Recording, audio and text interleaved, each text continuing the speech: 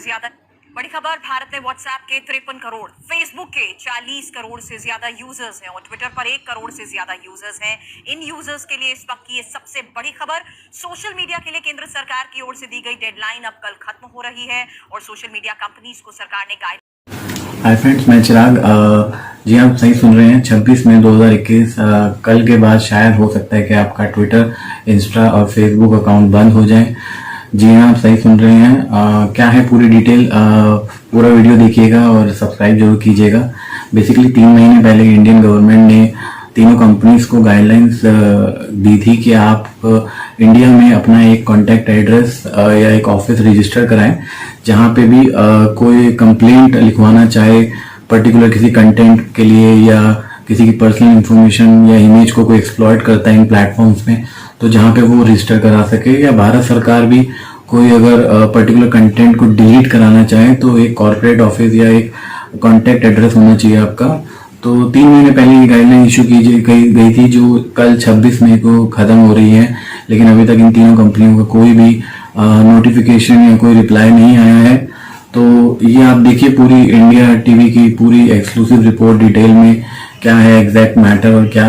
तो हो सकता है शायद कल के बाद आपका ट्विटर, फेसबुक, इंस्टा अकाउंट ना चले। कल खत्म हो रही है और सोशल मीडिया कंपनीज को सरकार ने गाइडलाइंस फॉलो करने का 3 महीने का जो वक्त दिया था वो कल खत्म हो रहा है। आनंद प्रकाश पांडे इस वक्त हमारे साथ जुड़ चुके हैं। आनंद, 3 महीने का वक्त दिया गया था जो अब खत्म हो रहा है। कंपनीज मैकेनिज्म को लेकर कोई जवाब नहीं दे रही, तो आगे क्या एक्शन संभव है?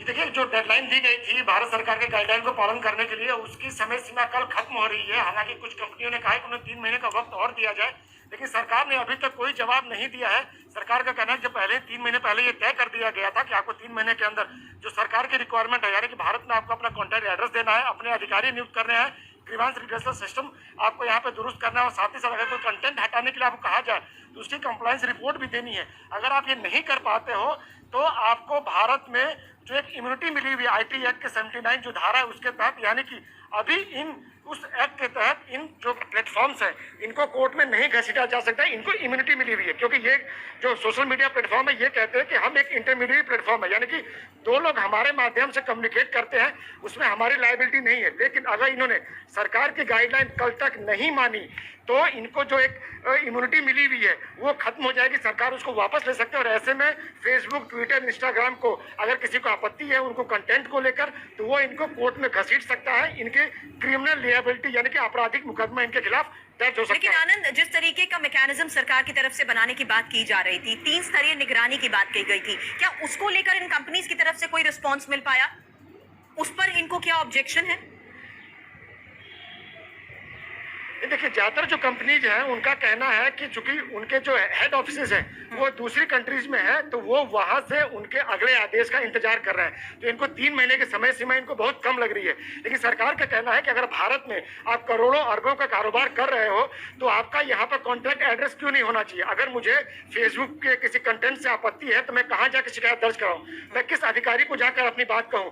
तो ये तमाम जो रिक्वायरमेंट है ये पूरी नहीं कर पा रहे। उसकी बजाय ये लोग एक दलील दे रहे हैं कि इनको 3 महीने का समय और चाहिए, उसके अलावा ये कह रहे हैं कि हम अपने हेड ऑफिस से अगले आदेश का इंतजार कर रहे हैं। तो सरकार का कहना कि ये दलीलें माने नहीं रख सकती। जब आपको 3 महीने का वक्त दिया था तो आपको उसको कंप्लायंस करना था, और अगर कल तक का वक्त है, अगर कल तक इन्होंने इन कंप्लायंस का पालन नहीं किया तो इनको जो एक इम्यूनिटी मिली हुई है आपराधिक मुकदमे से, क्रिमिनल लायबिलिटी से, वो सरकार खत्म कर सकती है। संवेदनशील वजहों से ही सरकार की तरफ से ये शिकंजा कसा गया था, क्योंकि अब डेडलाइन कल खत्म हो रही है। आगे एक्शन को लेकर सरकार का रुख क्या रहता है, इस पर नजर बनाए रखें। आनंद, अपडेट लेंगे।